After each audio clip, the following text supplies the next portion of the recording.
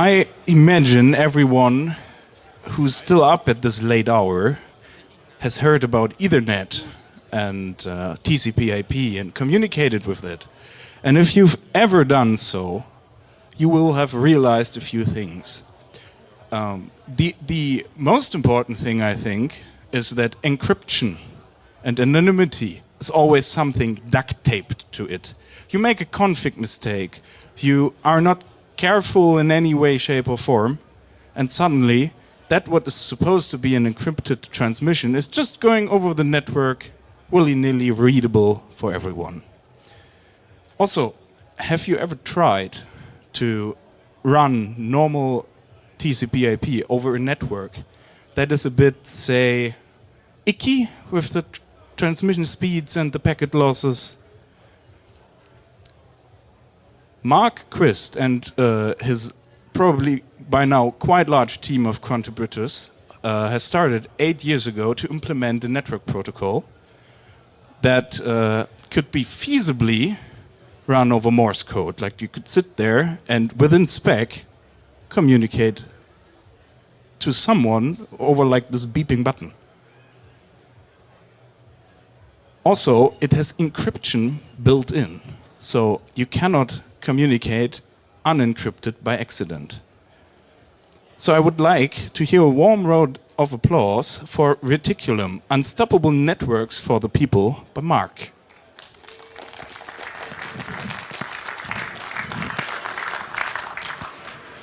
All right. Thank you very much for the introduction.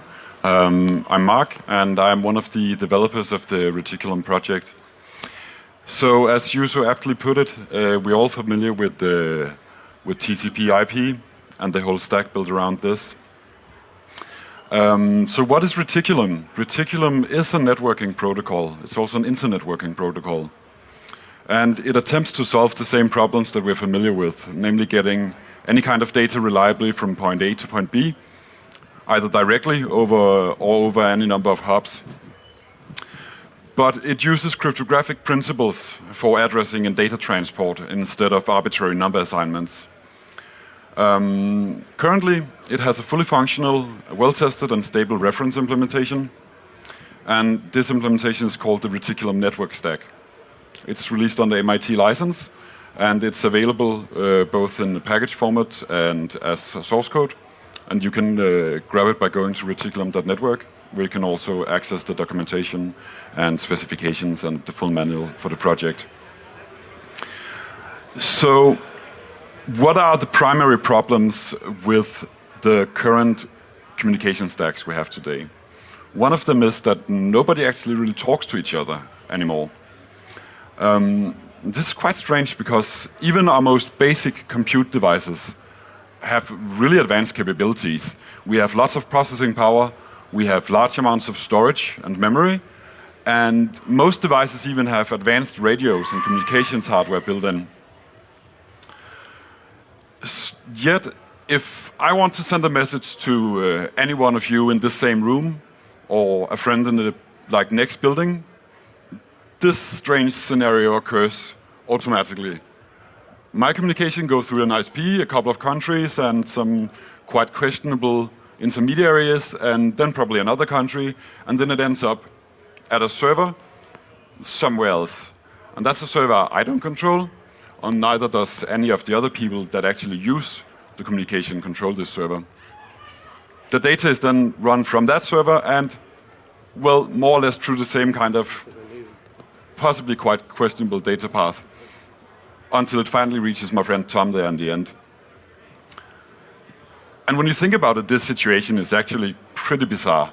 And it's quite strange that we've grown so used to it. Some applications try to alleviate this by, for example, using technologies like Bluetooth and other existing technologies.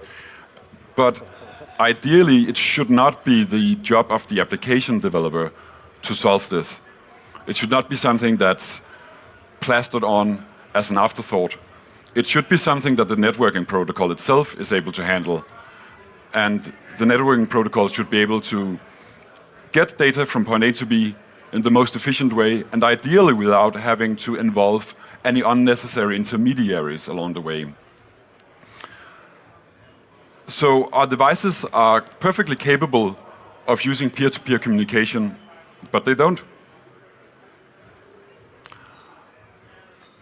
Another quite fundamental problem is that if you need somebody else's server to communicate with the peers that you want to communicate with, or to disseminate any kind of information, the people that run those servers or services effectively own your action potential. And they can take this action potential away at will if they don't feel that you comply with how they want to run things. So this is, in my opinion, a very unwelcome power balance. And in terms of compute power and storage and where our technology is in all kinds of other regards, it's also quite unnecessary. Most of the current attempts to re-establish end-to-end connectivity between compute devices are exclusively overlays to the existing internet protocol stack. And this can definitely work. It does work very well in many cases, but it still inherits all of the problems that are inherent to IP. For example, that it doesn't have any native encryption built in. And it then tries to work around them. And in that process, it creates even more overhead than the whole IP and TCP and HTTPS and so on stack introduces in the first place. And when you get to that level of overhead, this effectively excludes a lot of scenarios. For example, communicating over low bandwidth radio protocols that are often very long range, but low bandwidth. Also scenarios like disaster relief and resource-constrained environments, and many other adverse scenarios where you have people that would rather you not communicating than actually being able to effectively establish communication with other people and systems. So writing decentralized and self-sovereign applications on top of IP is very hard. And that's mostly because 90% of the work you put into doing that goes into making IP do things that it was kind of accidentally designed not to do. Another problem we find ourselves in is that the base layer infrastructure that run the internet and therefore more or less all communication that we have access to is inherently centralized. So it might be that in essence the internet is comprised of a large number of autonomous systems and these are internetworked together. But to have these so-called autonomous systems internetwork, you still need the blessing of very large and very strictly governed and controlled bureaucratic structures and hierarchies. You can't just go out and grab a range of addresses and decide to peer them with someone of your choosing. You can do that, but they won't be reachable for the rest of the internet, or the rest of the world for that matter. So if the current base layer infrastructure is not fixed, it's at least about as dynamic as slow-flowing tar. So it's very difficult to change addresses and change topologies and topographies of networks once they do exist. But ideally, we want to be able to just create endpoint addresses that are globally reachable, and we want them to become reachable in a few minutes instead of days or weeks. And this leads to another strange situation, which is that you never really own your endpoint addresses. You might be able to gain access to them, but they're not yours.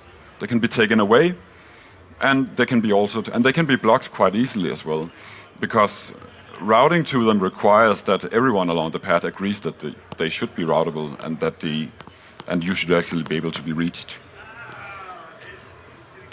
So right now, to be able to have reachable endpoint addresses in a network, you need to trust a whole list of intermediaries. You need to trust base layer infrastructure providers.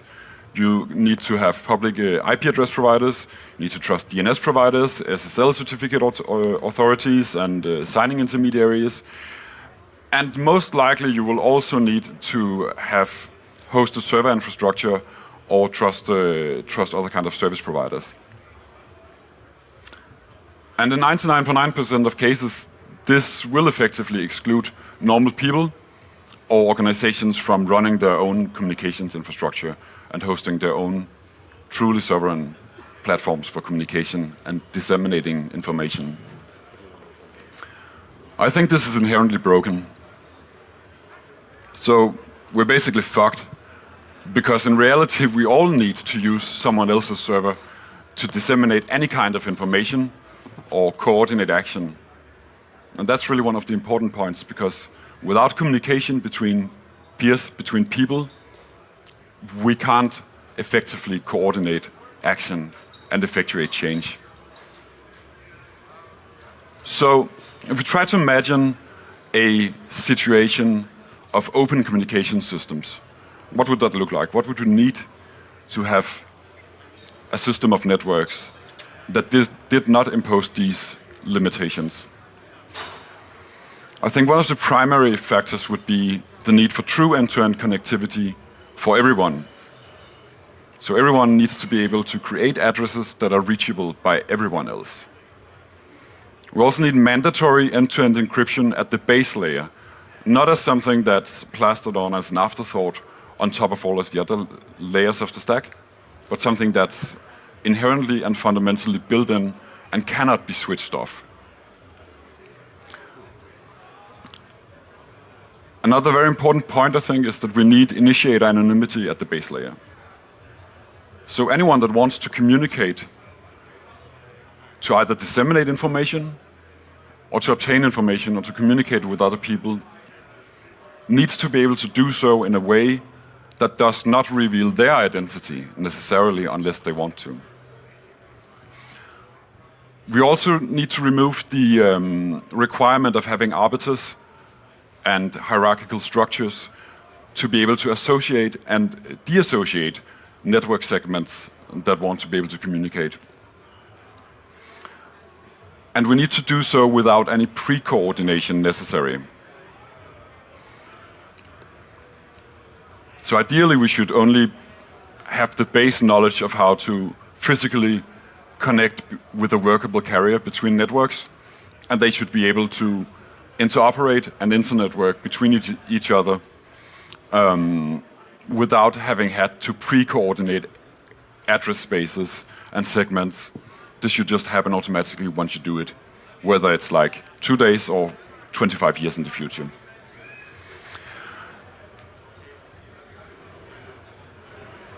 We also need self-sovereign address assignment at will, without interacting with any kind of governing structures or gatekeepers.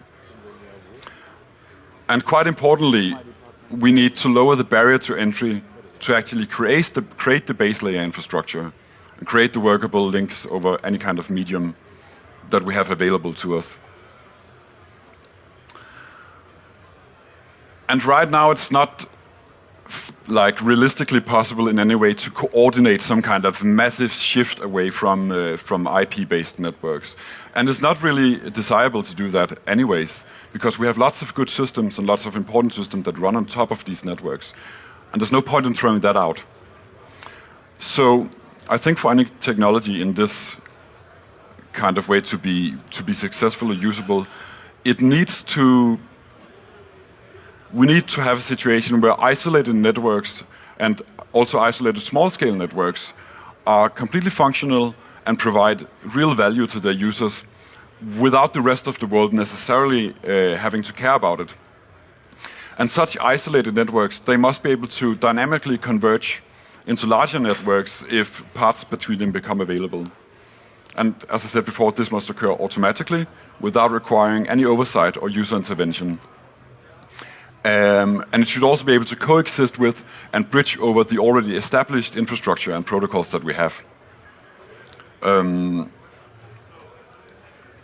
So I think if we can get to a point where these prerequisites or requirements are fulfilled, we can have networks that can be created and grow organically and over time form larger and much more useful networks as well. So how does Reticulum try to solve these problems? They're quite fundamental and some of them are quite hard to do. But if we start with the paradigm of address assignment and addressing, we can look at how Reticulum manages this. So basically, we completely throw out the idea of having some random authorities assign specific hierarchical number structures as endpoint addresses. And instead, we use well-known and well-tested cryptographic principles to do this. So the gist of it is that to create any kind of address in the network, we create a ED25519 and X25519 key pair. We derive some the public keys for that, mixed in a destination type, and we can now deterministically get a destination hash for this construction that we can use as an address in the network. And to disseminate that information, we simply sign it with we sign the destination hash together with some more verification data and the public key, and transmit this onto the network. And this information can then be used by any other peer in the network to establish the initial communication with another endpoint. And furthermore, any routing nodes called transport nodes in Reticulum can use this signed information to verify routing paths towards the endpoint destination. It's also important to note that nobody requires full network, full topological knowledge of the network for this to work. You basically only need to know the current best estimate of the best hop towards the destination for this to work. So it's quite efficient. So to recap that, we have a cryptographic identity that consists of a secret private key that will never leave your device or the system. From that we derive some public keys, and we can mix in destination types to create many different destinations from that one identity. And this can be quite important if you have an application that requires multiple types of endpoint addresses to be reachable, but you still want these to be linked to the same identity. For example, in the context of messaging applications, or in situations where you want to remotely manage machines or other kinds of systems. So the destination announcers that we send out on the network, as I talked about before, are comprised of a very lightweight construction. They'll usually range in around like 150 to 250 bytes. They contain the destination hash, which is effectively the address on the network. They contain the public key of the destination, some optional application data, a random blob to ensure that announcers cannot be replayed and used to forge invalid paths, and then everything is signed with an ED25519 signature to verify the authenticity. And that's all well and good, but you of course need some kind of interface to send this out over. So the approach that Reticulum takes here is to have a very flexible and modular interface system that can also be expanded at runtime by users.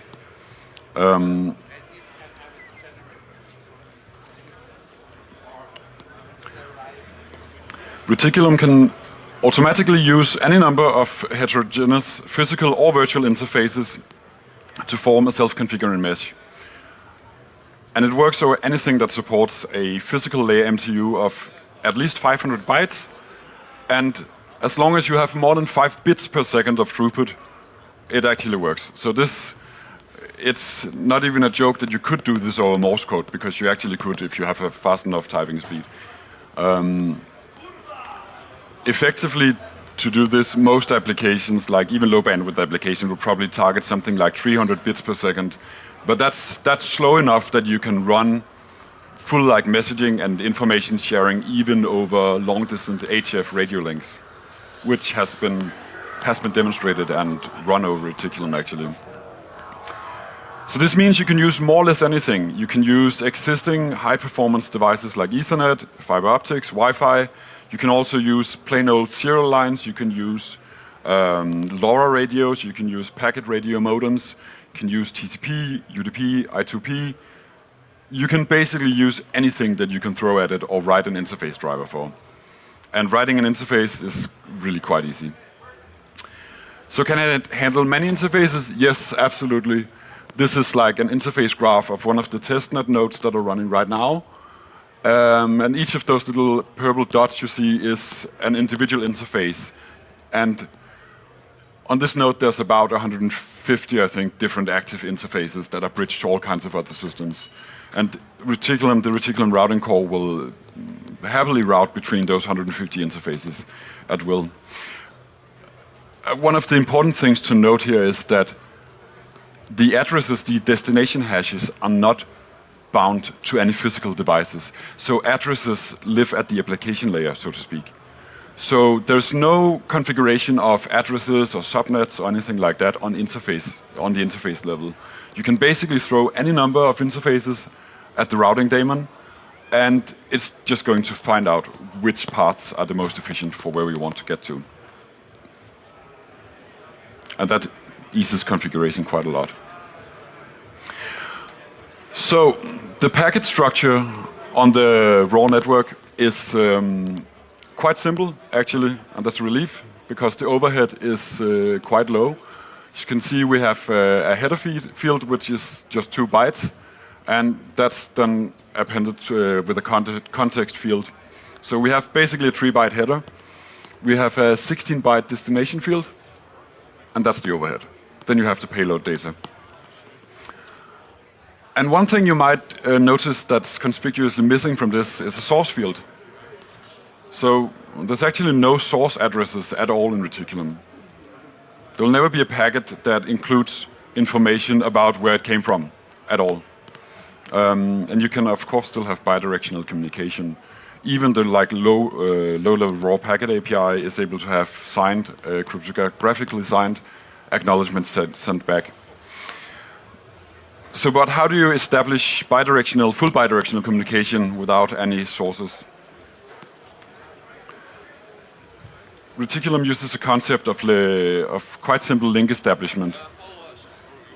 So, to get a bidirectional communication link set up with the destination endpoint, an initiator node will first generate a set of ephemeral X25519 keys and send this in a link request to the destination. That destination will then also generate a new set of ephemeral keys. It's going to then sign that information, sign the public key and the derived link identification hash, and send that back to the initiator. The initiator can then verify that the new public key was actually created by the desired destination node and perform an ECDH key exchange to get a new ephemeral key, and then perform the rest of the link setup. And this construction is very lightweight. It only requires 3 packets to be sent back and forth over the network. That's 297 bytes. So again, this works even in extremely bandwidth-constrained environments. And it provides an end-to-end encrypted link with forward secrecy. It also has a very low cost of keeping links alive at only 0.44 bits per second. So this can accommodate quite a lot of links, even in very bandwidth-constrained situations. You can have hundreds of links, even over like 1200 baud packet radio, if you want to. But most importantly, link initiators remain anonymous. There's no information transmitted at any point in this process that reveals where the link establishment request is coming from. And because the network doesn't know about the full topology, there's also no way to track it back all the way to the source unless you have complete control over the entire routing path back to the source. Of course, initiators can identify to the destination once the link has been established. So once the link has been established, you can send an encrypted identification to the destination, which is obviously quite useful for authentication. So we also have authentication built into the lowest layers of the protocol. That's also something you don't need to mess around with yourself, and it ties into the entire identity system built in here. So putting it all together, in its current state, Reticulum provides coordinationless, globally unique addressing and identification, provides full end-to-end connectivity for all destinations on the network, mandatory end-to-end encryption with forward secrecy, and routing unencrypted traffic is simply impossible. It's dropped. It's not possible to send any unencrypted traffic on the network. It has fully self-configuring multi-hop routing over heterogeneous carriers, and it can carry data over any mixture of physical mediums and topologies. And there are mechanisms implemented now that means that low bandwidth networks can coexist with large high bandwidth networks quite efficiently. It has initiated anonymity, forward secrecy for all communication types, both for single packets and over links. We have signed packet delivery confirmations. We have a flexible and extensible interfacing system, authentication and virtual network segmentations on all supported interface types, so you can make both open and authenticated VLANs on anything, both Ethernet and packet radio, whatever you want. There's a nice range of APIs. You can have access to the raw packet APIs if you want that. You can easily, in a few lines of code, sequence transfers of arbitrary amounts of data. You can also, there's also reliable and sequential delivery with the channel and buffer APIs that's similar to TCP. And really nice for developing applications. A request and response mechanism is built in, so you don't need to bootstrap something like an HTTP server on top of this just to get the basic request and response functionality. That's built into the stack as well. And you can use it over more or less anything. So this obviously requires that you create applications that are using this stack, because you can't just throw IP over this. It is a completely different stack. So do we have anything now that's actually useful? This is still early days, but we do have quite a few utilities that works exceedingly well over Reticulum right now.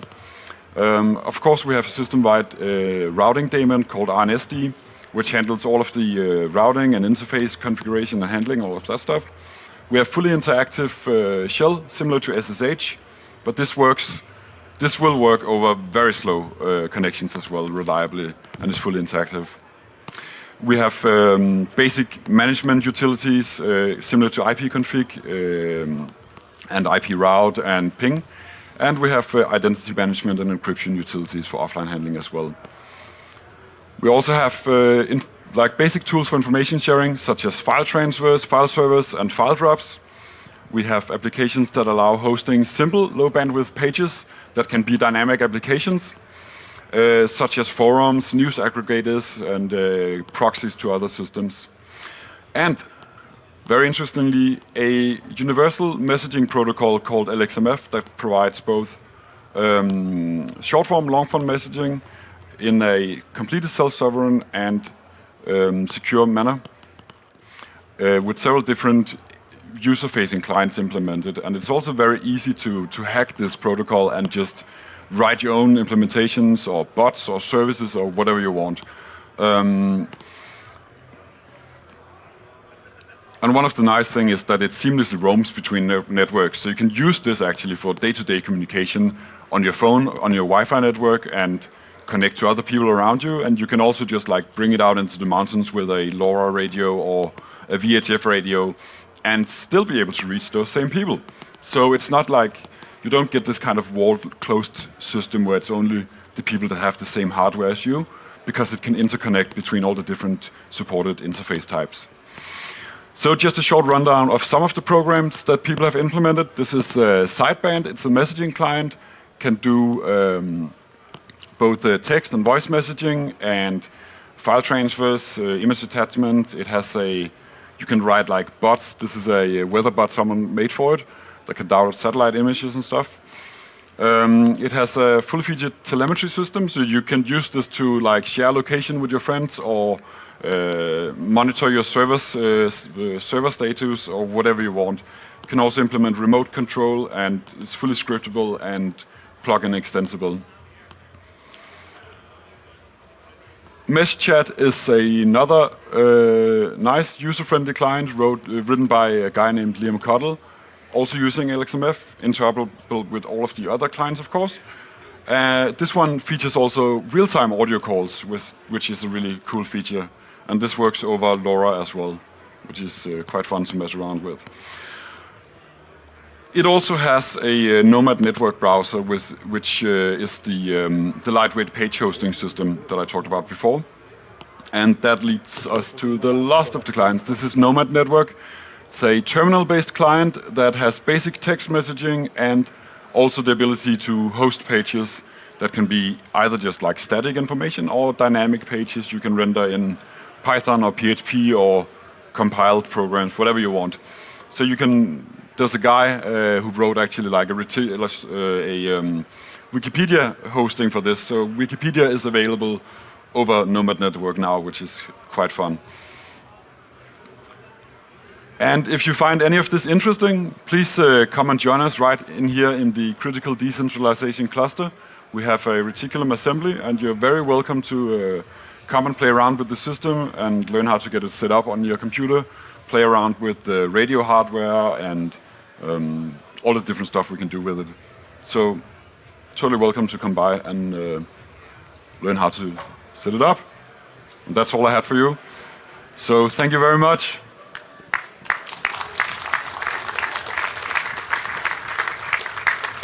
Thank you very much, Mark. You know, real-time audio calls over LoRA is a sentence I am still processing. Yeah, So- it really shouldn't work, but it does, provided you have high enough bandwidth. But it uses the quite awesome codec 2 codec, so you can go to the like even about 1,000 bits per second. You can have real-time audio. Okay, I will process this later. Now, do you have in the room any questions that you need processed? We will give you the microphone, so... What a service. What actually makes this restriction of the minimal required bitrate? I mean, you say you need at least 5 bits per second, but Yeah. what does make it? I mean, generally you could just slow down everything. You can make IP over DAFs, which can be even less if you carry only a few. IP kind of does break down once you get down under like 300 bits per second. I have actually tried it, but it's a good question, and it's basically a question of timing, because we could adjust the timing factors right now to go even lower than that, but that would also mean potentially much longer timeouts when you're on a fast connection. So it's really not so much the question of how low can we go. We could go arbitrarily low, as low as we would like to. But we also want to maintain that when you're on a fast connection, you don't have to wait for 5 minutes to know that a connection timed out or a link was dropped or something like that. So it's the difficult thing is to get the range right, where it's not completely inoperable in normal use cases. But if you want to, you can make your adjust the timing parameters from the source code, and you could go to like 0.00001 bits per second. Yeah. Impressive. Any more questions from the audience? Yeah, over here. Ah, yes. Thank you Hello. for the talk. I'm still trying to wrap my head around this routing, especially verifying secure routes, because I have this BGP hijack stuck in my head. Yeah. But this is not the case here. But can you explain the routing verification? Yeah.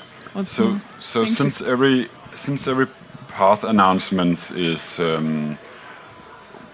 one cryptographically signed, so you can't forge it from anywhere else.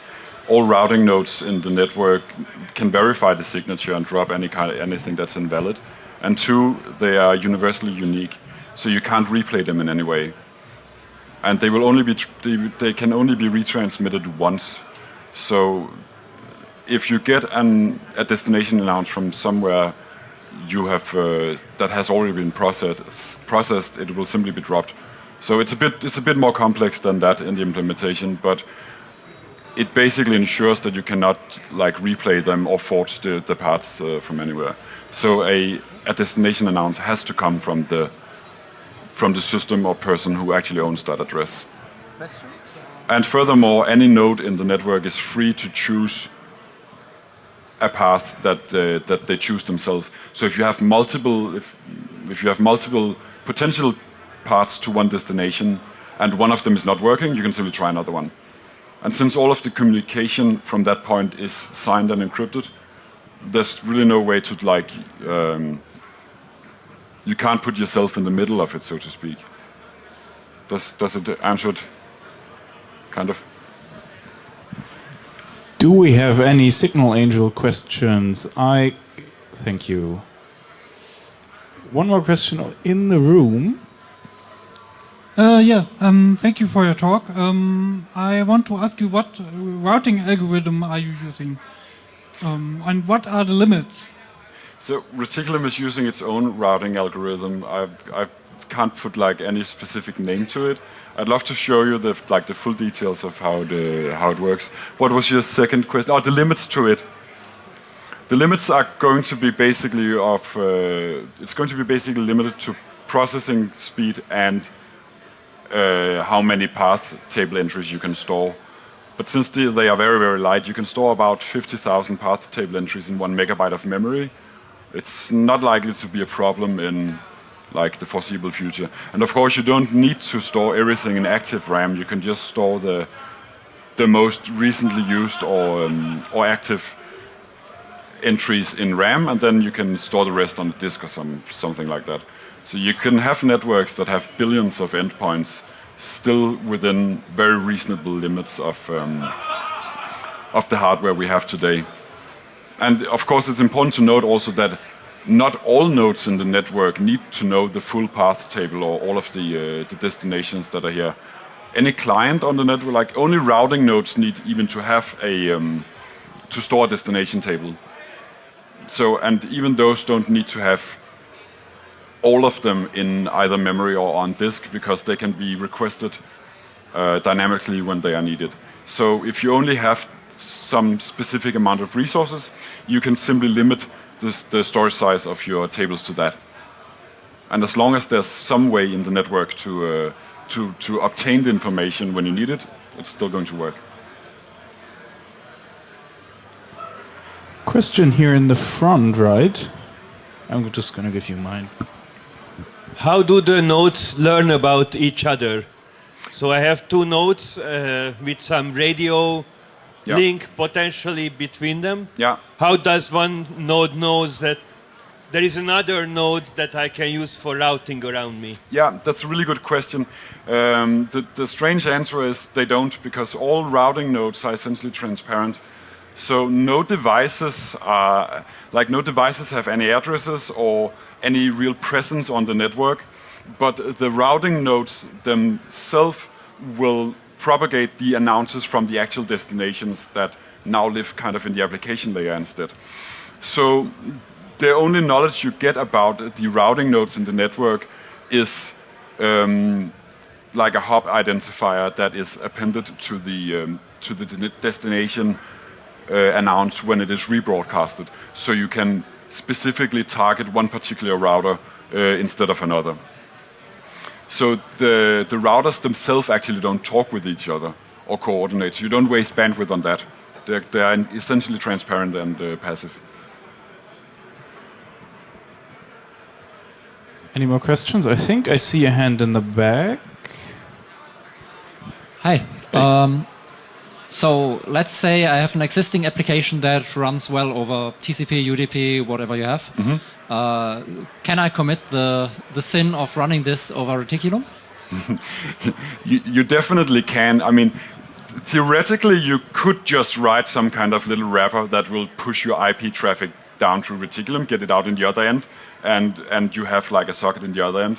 I wouldn't recommend that approach because it kind of misses the purpose of all of the efficiency and all of that.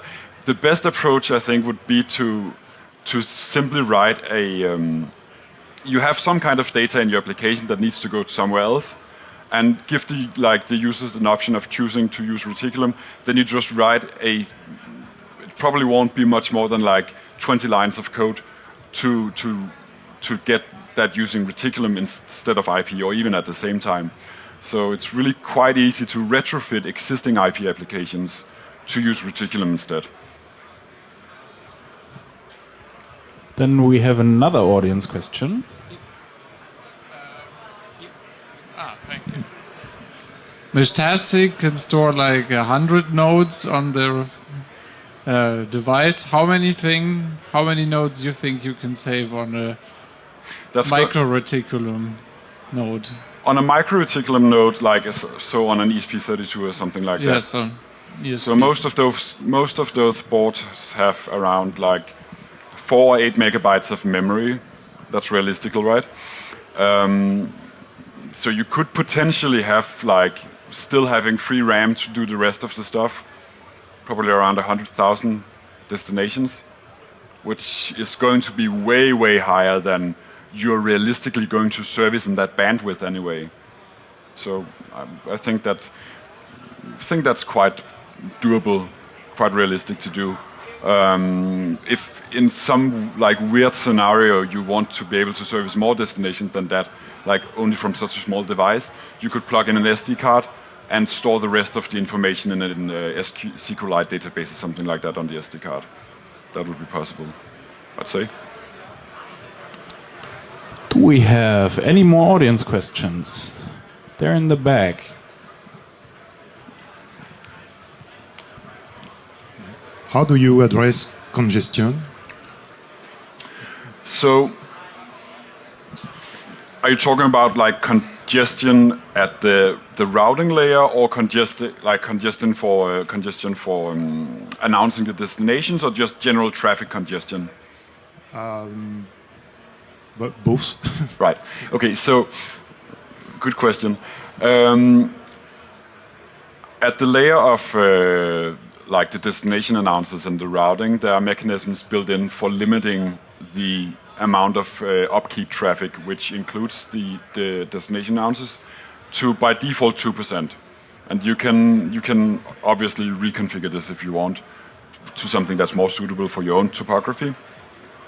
And in the case that limit is reached, the daemon will start dropping announcers from things that are further away. It'll start prioritizing nearby destinations or requests from local devices to get to be able to communicate. So, and in terms of general traffic congestion, if there's only one path towards something and you would try to shove more data down that path than is available, there's not really any way to avoid that fundamentally, other than trying to, block off some of the traffic in one way or another. But that being said, Reticulum works quite a bit differently than TCP, for example. In the TCP IP world, everything is very much center-oriented. So you get a socket, and you can just shove whatever data you want down that socket. And Reticulum works in a more receiver-oriented way. So if you want to send some data to a destination, the process is that you actually send a very small announcement packet to that destination saying, I have this and this amount of data I want to send to you. And the receiver will then be the one in charge of requesting new chunks from that data you want to send to it. So in the case that the network starts to get congested and the transfer fails for whatever kind of reason, you will have that the receiver will simply stop actually asking for more data. And it's not a perfect solution, but at least it alleviates some of the concerns. Yeah. So we are almost at the end of the time. However, first, do we have a Signal Angel question? No. Then I think I have one here in the front, but you already had a question. So if there's anyone who's new in terms of questioning, I would put you in the front, but it doesn't look like it. So it's going to be you. Maybe I misunderstood something, but I had the impression at some point that you have options to do packet switching, but you also have some kind of option to do circuit switched networking. Is that true? So you can choose on which circuit, which trace, which path you want to send the data down. Yeah. Can you tell us a bit more about that? Yeah, sure. So, yes, potentially you could do completely packet-switched networking. This is possible right now over like the raw packet API, but currently the link API will always be circuit-switched in that once the link has been established, for the duration of that link, packets will follow that specific path, right? So, and you, like the protocol itself will like support being able to route things over different paths. But this is not implemented in the current reference implementation. So that's a feature that would be interesting to look at in the future. Thank you very much again, Mark, for this beautiful presentation. It was very interesting, very educational. Thank you very much. And come on, give him another applause. I know it's late, but... Thank you so much.